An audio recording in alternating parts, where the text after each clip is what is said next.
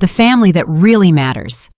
Those 5 words popped up on my screen alongside a photo of my daughter-in-law, Diana, smiling brightly next to my son, Michael, and her mother, Susan. Me, the woman who'd raised him, fed him, and given everything for decades, had been erased from the family equation with the coldness of someone wiping a mistake off a whiteboard. My fingers shook over the keyboard as I typed my reply. Good luck. I had no idea those 2 words would unleash a storm that would change our lives forever. An hour later, Michael's shouts echoed through my house. "Mom, what did you do? The lawyer just called me. About the house, the properties, everything." His face was pale as a ghost, his hands trembling as he showed me his phone, littered with missed calls from the bank. At that moment, I knew my revenge had begun. But to understand how I reached this breaking point, I need to tell you the story from the start. My name is Lillian Voss. I'm 63 years old, and I've worked like a mule my whole life to build the legacy my family took for granted. It all started when I was 16, pregnant and abandoned by my son's father, selling homemade pies on the corner of my neighborhood in Portland, Oregon. With those first dollars, I bought more ingredients, more hope. Year after year, dollar by dollar, I built a small empire. 3 rental properties and a bank account most would envy. Everything changed the day Michael introduced me to Diana. It was a Sunday in March, and the smell of my beef stew filled the house when I heard the click of her heels on my hardwood floor. That arrogant clack already warned me this woman would bring trouble. She appeared at my door in a tight red dress that looked like a second skin, her smile as fake as a dollar store knockoff.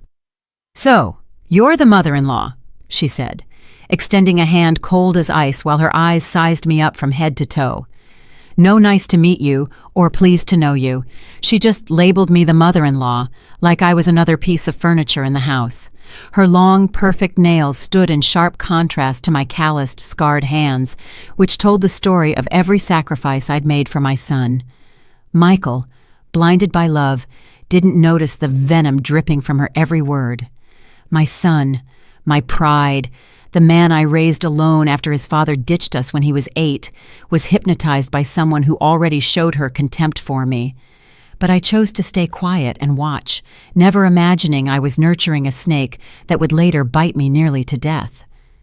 At that first dinner, Diana turned my dining table into a silent battlefield.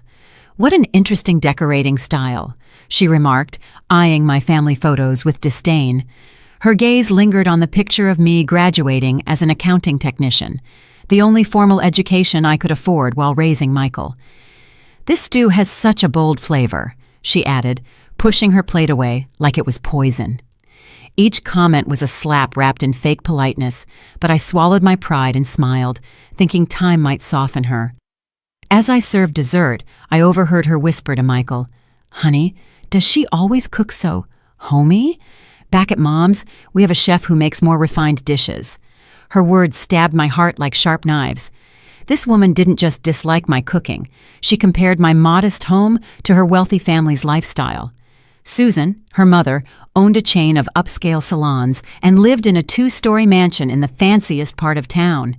After they left, I sat alone, clearing the plates Diana had barely touched. The silence in my house felt heavy, loaded with dark omens. Michael was too caught up in his girlfriend's fake smiles to notice how she treated me.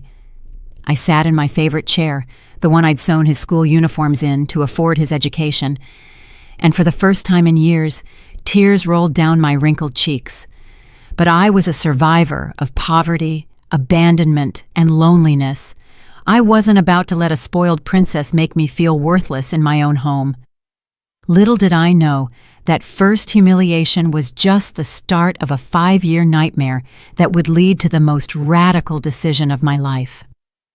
The months that followed were slow psychological torture disguised as family visits. Diana mastered the art of humiliating me with a smile.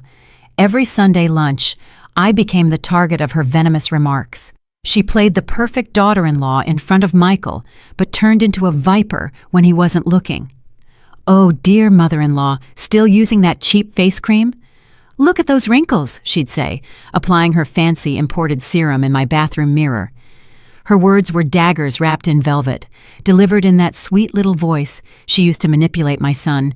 I gritted my teeth and kept serving food, swallowing my pride like bitter medicine. Things got worse when they announced their engagement. Michael showed up one afternoon, eyes sparkling with joy, holding a bottle of champagne and talking about wedding plans. "Mom, I want you to be the first to know. Diana and I are getting married in December," he said, hugging me with the strength that reminded me of the boy he once was. My heart broke into 1,000 pieces, but I smiled and congratulated him, because that's what mothers do, swallow their pain to see their kids happy. Diana, of course, had other plans for me. In the weeks that followed, she started visiting alone, supposedly to plan the wedding together and bond. But the reality was far different.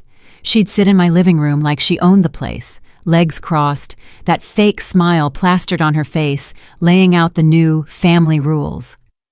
"Look, dear mother-in-law, I know you've been alone with Michael all these years, but things are going to change," she said one Tuesday afternoon, sipping tea from my best china. Her nails tapped the table in a hypnotic, threatening rhythm. "A married woman needs her space, her privacy. There can't be a third wheel interfering in the marriage." The way she said third wheel made my blood run cold. I explained I'd never meddled in Michael's relationships, always respecting his privacy and choices, but Diana had it all figured out. "Oh, don't get me wrong, I'm not saying you're doing anything wrong on purpose.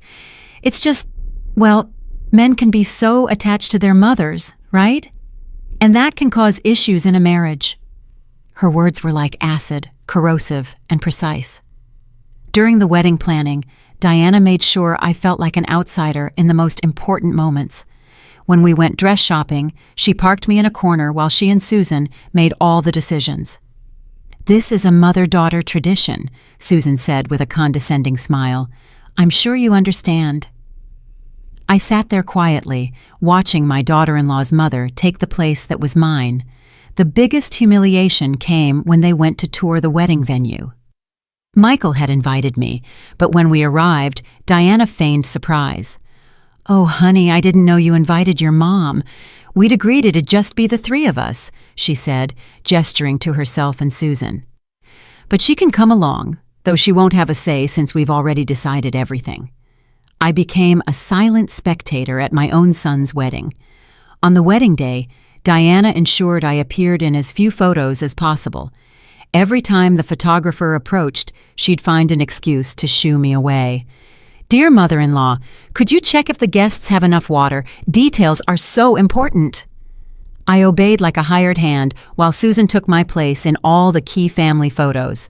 After the honeymoon, the couple moved into an apartment I'd helped finance. Michael had come to me in tears, explaining his tech job salary wasn't enough for the down payment. "Mom, you know I'll pay back every cent. I just need a loan of $1,000. How could I say no to helping my only son start his new life?" But visits to their new home turned into weekly torture sessions. Diana had decorated the apartment in a sleek, modern style that clashed with my traditional tastes. "Careful sitting on that couch, dear mother-in-law. It's imported and delicate.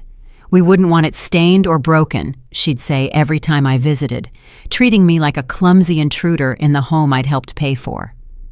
During family dinners, Diana perfected the art of making me invisible. She'd talk only to Michael about things I knew nothing about, fancy restaurants they went to, artsy films they watched, trips they planned. When I tried to join the conversation, she'd look at me with pity.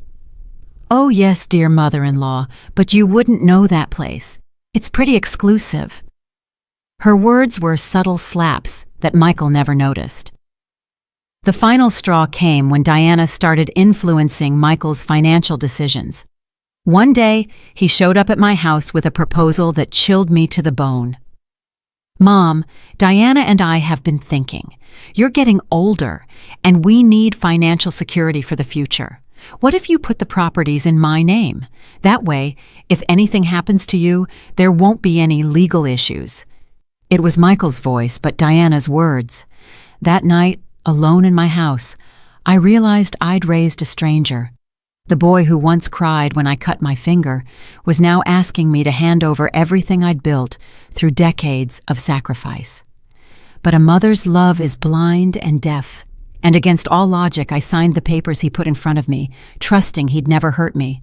That day I dug my own grave, though it took months to realize the depth of my mistake. Diana's words cut into my heart like daggers. My daughter-in-law was plotting to use a future grandchild as an excuse to kick me out of my own home for good. Her cold, calculated cruelty terrified me, but it also ignited a steely determination. If she could plan my destruction with such ruthlessness, I could plan my defense with equal resolve. That same night, I called Elias from my cell phone, hiding in the bathroom of my own house. "Elias, we need to speed things up. This situation is becoming unbearable," I whispered. My lawyer had been quietly reviewing the documents I'd signed, searching for legal flaws to void the property transfers. "Lillian, I've got good news," Elias replied, his voice brimming with hope. "We've found several irregularities in the contracts. First, there was no proper cooling-off period, which is mandatory for transfers of this size. Second, the restrictive clauses weren't clearly explained to you. And third, we have evidence you signed under emotional duress from family pressure." My heart pounded. For the first time in months, I saw a light at the end of the tunnel. "What do I need to do?" I asked. "Keep documenting everything happening in your house," Elias instructed. "Every insult, every humiliation, every sign they're forcing you to live in degrading conditions on your own property. If possible, record conversations. Legally, of course." Over the next few days, I turned into a professional detective.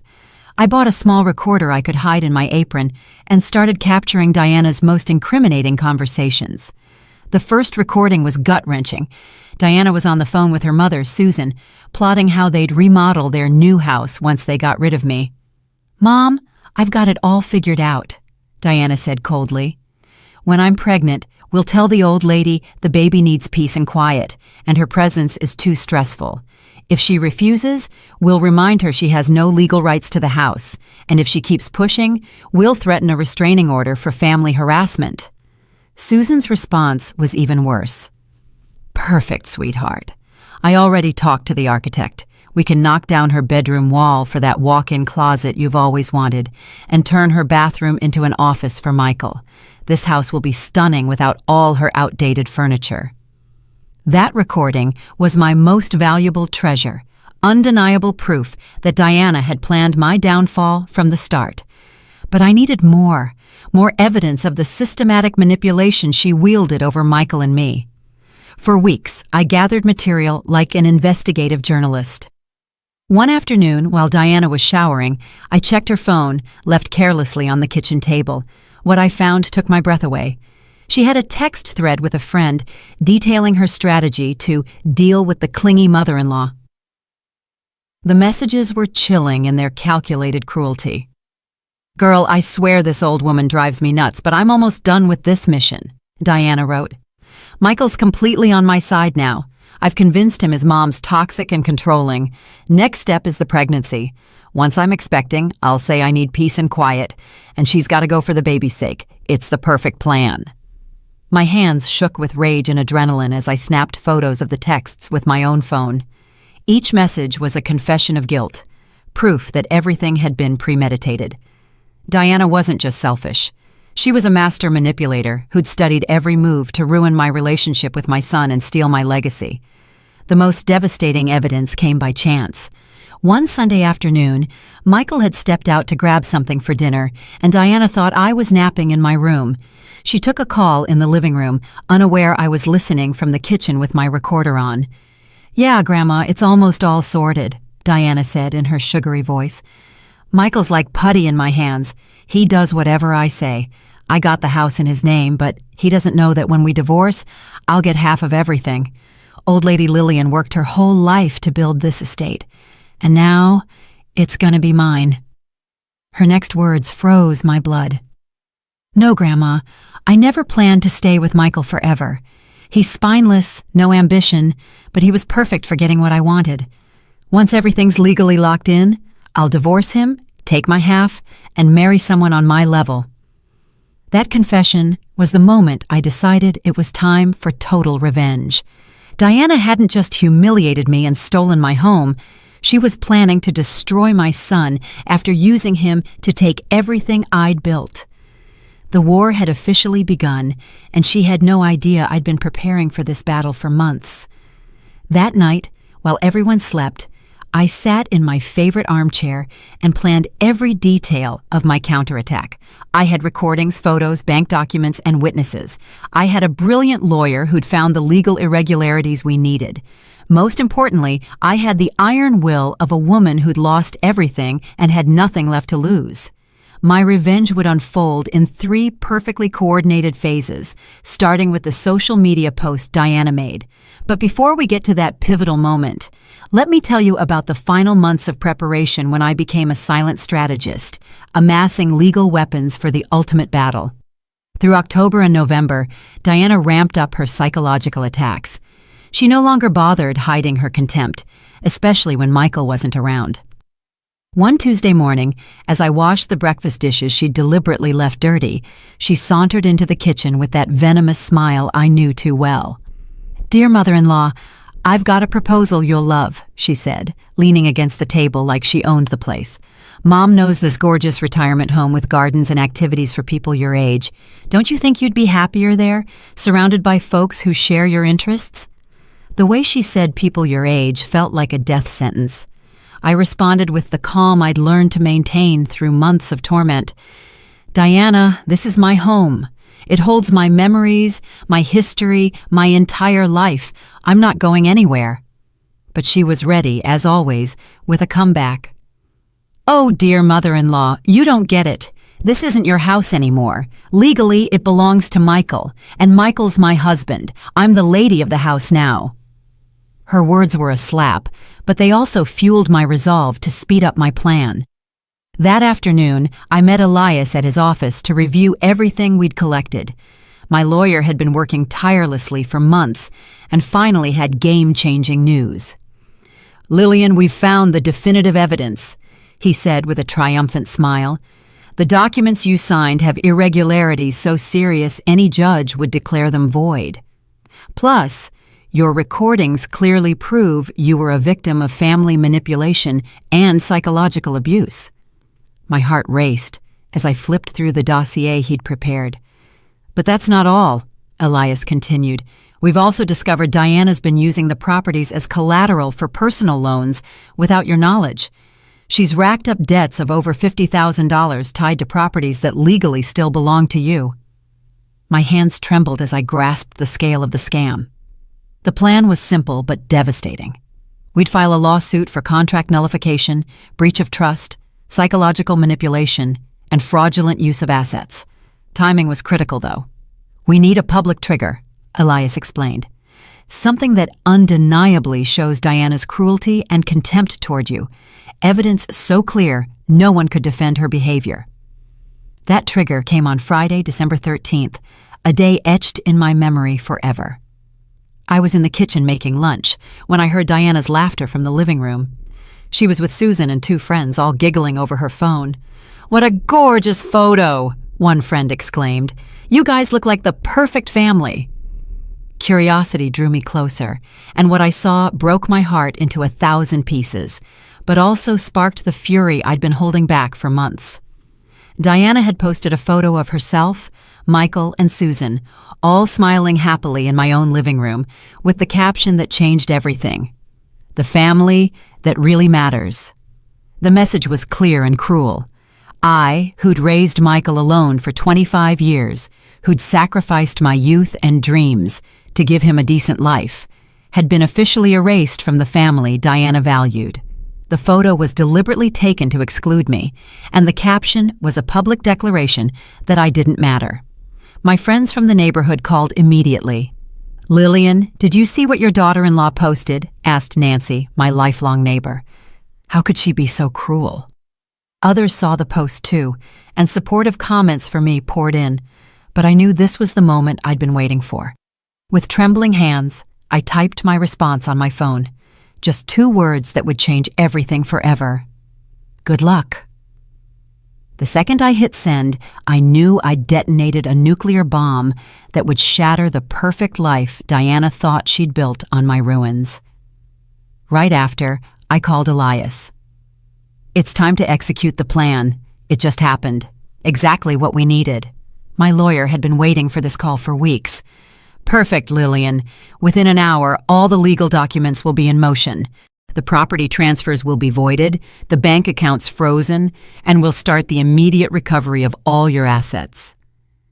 As Elias set the legal machine in motion, I braced myself for what was coming. I knew within hours Michael would get calls that would upend his life. The bank, the lawyer, the financial authorities, they'd all inform him simultaneously that he no longer owned anything, that everything had reverted to its original state. During that hour of waiting, Diana kept laughing with her friends, oblivious to the collapse of her world. "Look how I put all the nosy people in their place," she said, reading the comments on her post. "It's about time everyone knew who's in charge of this family." Her words stabbed my heart, but they also fueled my thirst for justice. At 2:00 sharp, Michael's phone started ringing. It was the bank, informing him the accounts tied to the properties had been frozen by court order. 10 minutes later, another call, from the lawyer who'd handled the original transfer, explaining serious legal irregularities in the signed documents. From the kitchen, I could hear Michael's voice, cracking with each call. "What do you mean the accounts are frozen? What does void contracts mean? What irregularities?" Diana stopped laughing, her face now a mask of growing terror. The third call sealed the deal. It was Elias, officially notifying Michael that a lawsuit had been filed to nullify the property transfers entirely, and until the case was resolved, all assets automatically reverted to their original owner. "Mr. Michael, your mother has the legal right to immediately reclaim everything that belongs to her," Elias said firmly. When Michael hung up, his face was ghostly pale, his hands shaking as he looked to Diana for answers she couldn't give. "What's going on?" he shouted at his wife. "Why's the lawyer saying Mom can take everything back? What did we do wrong?" Diana was in shock, unable to process that her perfect plan had crumbled in minutes. That's when Michael stormed into the house, yelling my name in desperation. "Mom, what did you do? The lawyer just called. About the house, the properties, everything." His voice was a mix of panic, confusion, and fear. At that moment, I knew my revenge had officially begun, and nothing in that house, now mine again, would ever be the same. "Mom, please tell me what's happening," Michael pleaded, tears in his eyes, kneeling by my armchair like he did as a kid when he'd broken something valuable. But this time, what was broken was far more than a vase or a plate. It was trust, respect, the family I'd built with so much love and let them destroy. I looked at him with the calm that only years of suffering and the certainty of doing the right thing can bring. "Son, sit down. It's time you know the whole truth," I said, pointing to the couch where we'd watched movies and talked when he was little. Diana tried to approach, but I stopped her with a look that brooked no argument. "You sit too, Diana. This concerns you especially." I pulled a thick folder from my bag, one I'd been compiling for months. It held photos, transcribed recordings, bank documents, and a detailed timeline of every humiliation I'd endured over the past 2 years. "Michael, I want you to see this," I said, handing him the first photo. It was a screenshot of a text message where Diana told a friend she'd use a pregnancy as an excuse to kick me out of the house. Michael's face crumpled as he read it. His eyes darted across the text, and with each line, his expression grew more horrified. "Diana, what is this?" he asked his wife, his voice trembling, but she sat silent, her face paler than the living room walls. "That's nothing compared to this," I said, handing him the transcript of the recording where Diana confessed she planned to divorce him once she secured half of everything. "Read it out loud, Michael. I want you to hear the words of the woman you say you love with your own voice." My son started reading, his voice breaking.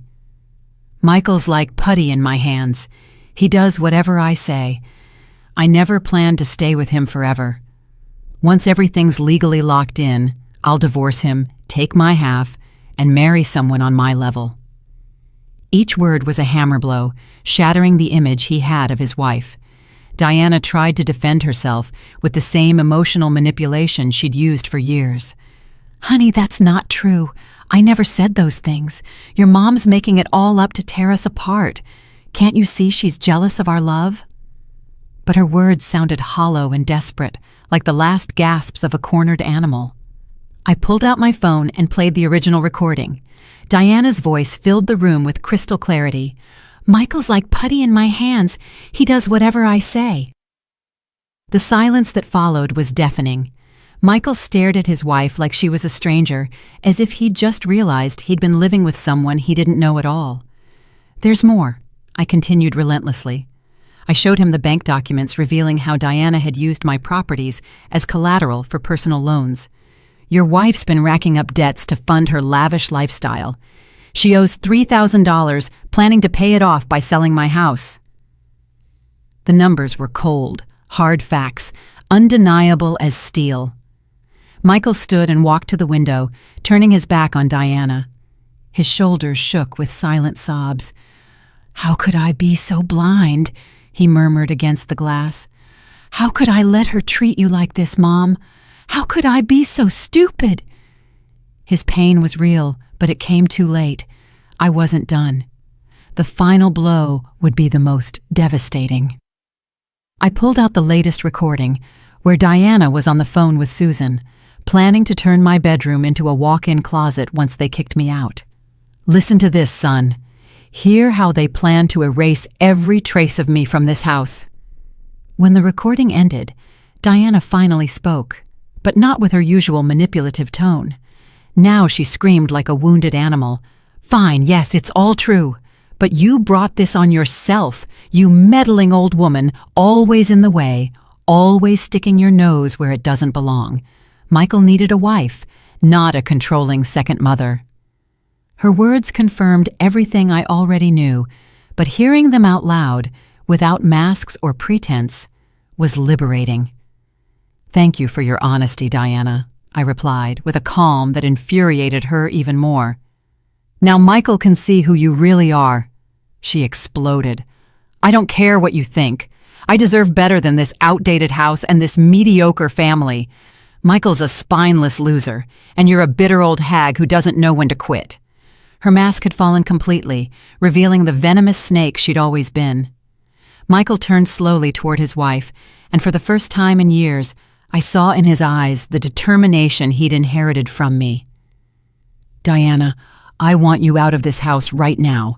I never want to see you again." His voice was firm, free of the weakness he'd shown for so long. "You're kicking me out?" Diana screamed, incredulous. "This is my house. I'm your wife. You can't do this." But Michael had made his final decision. "This was never your house. This is my mother's house, the woman who sacrificed everything for me while you only planned to destroy me.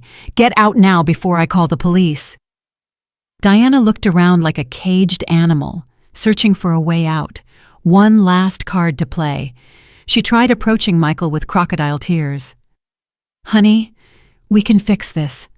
I love you for real. Everything I said was out of spite. We can start over without your mom in the way." But my son was no longer the manipulable man he'd been. "No, Diana, it's over. You've lied, stolen, humiliated my mother, and planned to betray me from the start. There's nothing to fix." His voice echoed mine when I made tough but necessary decisions. Just then, the doorbell rang. It was Elias, my lawyer, with a police officer. "Ms. Voss, we're here to formalize the recovery of your properties and officially notify the nullification of the contracts," Elias announced professionally. The officer held the legal documents that turned Diana's world into a nightmare. "Ms. Caldwell," the officer said, "you have 1 hour to collect your personal belongings and leave the property. Any attempt to stay beyond that will constitute trespassing." The words hit Diana like a social death sentence. She glared at everyone with pure hatred. "This isn't over," she threatened as she stormed upstairs to pack. "You don't know who you're messing with. My family has connections, lawyers, influence. I'll take back everything that's mine." Her words sounded like the desperate roar of a defeated beast. From upstairs came the sounds of drawers yanked open, clothes thrown into suitcases, objects crashing against walls. Diana was destroying what she couldn't take in a final act of childish revenge, but I didn't care anymore. Objects can be replaced. Dignity and respect, once lost, are far harder to reclaim. When Diana came downstairs, dragging her suitcases, the elegant, manipulative woman who'd entered my home 5 years ago was gone. Her hair was disheveled, her makeup smeared from angry tears, and her emerald green dress was wrinkled from her rush. She looked like a stage actress stumbling off after the toughest role of her life. "Michael, please, think this through," she tried one last time, her syrupy voice perfected over years of manipulation. "This is all your mother's fault. She's tearing us apart because she can't stand you being happy with another woman. Don't you see she's playing with your mind?" Her desperate words bounced off Michael's newfound resolve like raindrops on a closed window. For a moment, I feared Diana's emotional manipulation might work again, but Michael had changed. The man before me was no longer the vulnerable puppet he'd been for years. "Diana, it doesn't work anymore. You can't brainwash me with your lies. I've seen the proof, heard the recordings, and I know exactly who you are and what you plan to do to me." The officer checked his watch with professional impatience. "Ma'am, you have 15 minutes left to leave the property." His words were a brutal reminder that Diana's time in my house was over. She looked around the living room she'd redecorated to her tastes, as if memorizing every detail for an uncertain future. "Fine," she said at last, her voice cracking but still laced with venom. "I'm leaving, but no, this isn't over. I'll sue you for defamation, psychological abuse, conspiracy." She pointed scornfully at Elias, who smiled with the confidence of someone holding all the winning cards. "Ms. Caldwell," Elias replied calmly, "I suggest you consult your lawyers before making legal threats. We have enough evidence to pursue criminal charges for fraud, financial manipulation, and psychological abuse. Any attempt at legal revenge will only worsen your situation." The smirk vanished from Diana's face as she realized she had no legal ground to stand on. She dragged her suitcases to the door, but paused at the threshold for one last volley of insults. "Lillian, you're a bitter, manipulative old woman. You've torn us apart, but Michael will realize his mistake. When he's alone and depressed, he'll remember how happy he was with me, and it'll be too late." Her words aimed to wound, but they only sounded pathetic. "Diana," I replied, rising from my armchair with all the dignity I'd reclaimed. "I didn't tear anyone apart. You unmasked yourself with your own words and actions. Michael isn't losing a wife. He's freeing himself from a con artist who saw him as a means to money." My voice was steady, no trace of the humiliated woman I'd been for so long. Diana glared at me with pure hatred, as if she could burn me with her eyes. "You know nothing about real love. You're a lonely, bitter woman who never got over your husband abandoning you. That's why you can't stand your son finding happiness with someone else."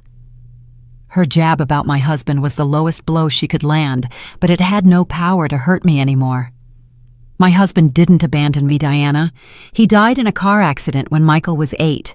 But even if he had, I'd rather be a lone, dignified woman than a married con artist planning to betray her husband," I said calmly.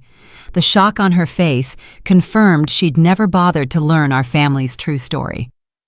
Just then, Susan pulled up in her luxury SUV, honking impatiently from the street.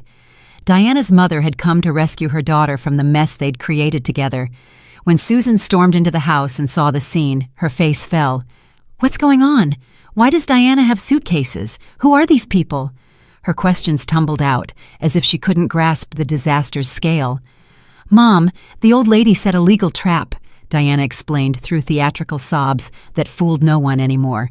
"She's taken back all the properties and they're kicking me out." Susan turned to me with the arrogance her daughter had inherited. "Ms. Voss, this is outrageous. My daughter is a married woman with legal rights to this property. You can't just throw her out." Elias stepped in with surgical precision. "Ms. Hensley, your daughter never had legal rights to these properties. The transfer contracts have been voided due to serious irregularities. Furthermore, we've uncovered that she used the properties as collateral for unauthorized personal loans, which is a federal crime. His words hit Susan like a legal avalanche.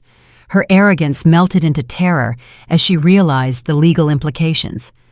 Federal crime? What are you talking about? My daughter would never do anything illegal. But her voice lacked conviction, even to herself. It was clear she knew more about Diana's financial schemes than she let on. Ms. Hensley, Elias continued relentlessly, we have evidence that you actively participated in the psychological manipulation of my client. The recordings include conversations where you suggest specific ways to pressure Ms. Voss into leaving her home. Susan's face turned white as paper. The officer checked his watch again. Ladies, your time is up. You must leave the property immediately, or I'll have to arrest you for trespassing. His words were the final catalyst. Susan grabbed her daughter's arm and dragged her toward the door. This isn't over, Susan shouted from the doorway. We know important people. We have expensive lawyers. We'll take back everything that's ours. But her threats rang hollow, like the last roars of a wounded lion unable to hunt. Ms. Hensley, I replied with a calm that enraged them further. Nothing here ever belonged to you. Everything you got was through deceit and manipulation. Now you're reaping what you sowed. My words followed them as they left my house for good. From the window, we watched them climb into Susan's SUV. Diana sobbed hysterically while her mother tried to console her, probably already plotting their next move. But I knew they had no legal ground to fight on. Elias had built an airtight case that would withstand any counterattack. When the SUV disappeared around the corner, a profound silence filled my house. It was different from the oppressive silence of the months of humiliation. This was a silence of liberation, of justice served, of dignity reclaimed. For the first time in years, my house felt like a home again. Michael approached me, tears in his eyes. Mom, I don't know how to apologize for everything I put you through. I was blind, an idiot, a terrible son. I let that woman humiliate you in your own home, treat you like a stranger, and plan to steal everything you built. His pain was genuine, the first step toward healing our relationship. Son, I said, taking his hands in mine, a mother's love doesn't vanish with mistakes. You were manipulated by an expert.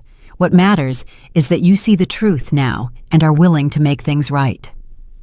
Deep down, I knew the wounds would take time to fully heal. The officer and Elias said their goodbyes after ensuring all the legal documents were in order. Ms. Voss, Elias said before leaving, legally you've reclaimed everything. The properties, the bank accounts, all are back in your name. Diana can't claim anything because the marriage happened after the fraudulent transfers. It was the final confirmation of my total victory. When Michael and I were finally alone, we sat on the couch where we'd shared so many happy moments when he was a child. The house felt strangely empty without Diana's toxic presence, but it also felt clean, like a stubborn stain had finally been scrubbed away. The weeks following Diana's eviction felt like living in a brand new world. My house, once a silent battlefield, transformed into a haven of peace where I could finally breathe without fear of humiliation or attack. But the outward calm didn't reflect the emotional storm raging inside me. Michael had temporarily moved back home while starting divorce proceedings. Seeing him walk the halls with that look of guilt and regret broke my heart. My son, once my pride and joy, was now a shadow of himself, weighed down by the betrayal of the woman who'd given him life. Mom, how could you forgive me so easily? He asked one afternoon over coffee in the kitchen. His eyes were sunken, dark circles speaking of sleepless nights. I let that woman humiliate you for years. I failed you in the worst way possible. His voice cracked, the words too heavy to speak. I poured more coffee into his favorite mug, the one with faded superhero designs he'd used since childhood. Son, forgiveness doesn't mean forgetting what happened. It means not letting resentment consume my heart. You were a victim of an expert manipulator, just like I was. The difference is, she blinded you with fake love while she attacked me directly. But forgiving wasn't the same as trusting again. In those first weeks, whenever Michael tried to hug me or rebuild our old bond, a part of me tensed up. Memories of his silent complicity, the way he avoided my eyes when Diana humiliated me, lingered like ghosts between us. One morning, while sorting through the mail, I found a certified letter that chilled my blood. It was from a fancy law firm representing Diana, suing for unequal distribution of marital assets and psychological damages. My ex-daughter-in-law had followed through on her threat to fight back legally, and her high-priced lawyers had found a strategy to try reclaiming part of the estate. I called Elias immediately, who reviewed the documents with a detective's precision. "Ms. Voss, this was expected," he said calmly, though I caught a note of professional concern. "Diana's desperate and playing her last card, claiming that as Michael's wife, she's entitled to half the assets in his name during the marriage." I cut to the chase. "Can she win?" Elias paused for a few agonizing seconds. "Legally, her case is weak because the assets were obtained fraudulently, but some judges might consider Michael acted in good faith when he received the properties as a gift from you. If that happens, she could get a financial settlement." The thought of that woman getting a single cent of my estate enraged me more than all her humiliations combined. Over the next few days, I obsessively gathered more evidence. Every recorded conversation, every text message, every document proving her premeditated manipulation. Meanwhile, Diana launched a predictable, pathetic smear campaign on social media. She posted photos from when she seemed happy with Michael, paired with dramatic captions about toxic mothers-in-law who destroy marriages and controlling moms who can't let go of their sons. Her shallow friends chimed in with heart emojis and comments like, "Such an injustice, you deserve better." But truth has a way of shining through. Neighbors who'd witnessed my humiliation started commenting on Diana's posts, sharing the real story. Nancy, my lifelong neighbor, wrote a scathing comment. "I saw how this woman treated Lillian like a maid in her own home. What nerve to play the victim now." Support for me snowballed. People who knew my story of hard work and sacrifice defended me publicly. Lillian busted her back to give her son everything, and this opportunist tried to take it all, wrote the owner of the corner store where I'd shopped for decades. Justice was served, even if it came late. The tide of public opinion turned so overwhelmingly against Diana that she had to disable comments on her posts, but the damage to her reputation was done. Even her friends began questioning her privately, likely wondering if the stories of her manipulative behavior were true. Susan tried a different tactic. One Saturday afternoon, she showed up at my door alone, her usual arrogance replaced with a softer, almost pleading tone. "Lillian, we need to talk," she said. "This has gotten out of hand. We can settle things like civilized adults." I let her in but kept my guard up. Susan sat on the edge of the couch as if afraid to get comfortable. "Look, I know my daughter made mistakes. Maybe she was too harsh with you, but understand she comes from a different world. She's not used to, well, this simpler way of life." Her words were a mix of fake apology and veiled classism. "Susan," I replied firmly, "your daughter didn't make mistakes. She systematically planned to steal my estate and destroy my relationship with my son. That's not a cultural difference. It's a crime." Her expression confirmed she knew exactly what I was talking about. "What do you want Diana to do to fix this?" Susan asked, switching tactics. "She's willing to apologize publicly, drop the lawsuit, even pay you compensation for the trouble." Her words sounded like a desperate negotiator with no strong cards left. "I don't want her money, Susan," I said without hesitation. "I want her and you out of our lives for good. Your daughter had years to treat me with respect and dignity, but chose cruelty and manipulation. Now she must face the consequences." My firmness left her speechless. Susan tried one last emotional plea. "Think about Michael. He genuinely loved my daughter. Don't you think he deserves a second chance at happiness?" But her argument was as false as everything else she'd said. "Michael will be happy when he learns to value people for who they are, not what they pretend to be," I replied. When Susan left, I knew I'd won the psychological war. Diana's family had exhausted their manipulation tactics and now faced the legal consequences of their actions. But the victory felt bittersweet because it meant Michael had to live with the weight of being so thoroughly deceived. That night, Michael and I had dinner together for the first time in years without Diana's toxic presence. The conversation flowed naturally, reminiscing about his childhood, talking about future plans, laughing at inside jokes, only we understood. At times, it felt like the past 5 years had been a nightmare we'd finally woken from. "Mom," Michael said while we washed dishes, "I want you to know I'll spend the rest of my life making up for what I put you through, not just with words, but with actions. I want to be the son you deserved." His eyes shone with a determination I hadn't seen in years. "Son," I replied, drying my hands on the apron I'd used to cook his favorite meal, "you don't need to make up for it forever. Just learn from this and never let anyone manipulate you into hurting the people who truly love you." It was a hard but necessary lesson. That night, as I got ready for bed in my room, in my house that I'd finally reclaimed, I felt a deep peace I hadn't known in years. I'd won more than a legal battle. I'd reclaimed my dignity, my home, and the chance to rebuild my relationship with my son. But I knew the hardest part was yet to come. Learning to trust again and healing wounds that time and love would slowly mend. 6 months after Diana's eviction, my life found a new balance I never thought possible. The legal battle ended in a total victory. Diana not only lost her lawsuit, but had to pay legal fees and a fine for attempted estate fraud. Elias had built such a solid case that her expensive lawyers couldn't save her. News of her legal defeat spread through the neighborhood like wildfire. People who once admired her supposed elegance now talked about her as a cautionary tale of what happens when you try to scam a hard-working family. "Truth always comes out," Nancy said at the market. "That woman thought she was so clever, but she didn't know Lillian." Michael slowly became the man I remembered before Diana. The divorce finalized without complications, since she had no legal grounds to claim anything. He'd lost weight during those tough months, but gained something far more valuable: the clarity to recognize manipulation.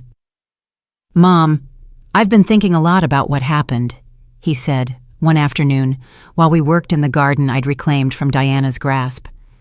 "Not just how she manipulated me, but why I was so vulnerable to it."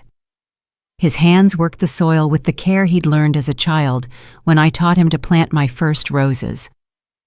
"Tell me what you figured out," I said, planting new flowers where Diana had tried to put exotic plants that didn't suit our climate. It was symbolic, restoring the garden's natural essence, just as we were restoring our relationship's warmth. "I think part of the problem was I never truly valued what I had," Michael continued. "I grew up seeing your sacrifices as normal, something moms just do. I never stopped to think about everything you gave up for me. The late nights working extra to pay for my college, the times you went without to give me the best." His words hit my heart, but filled me with deep satisfaction.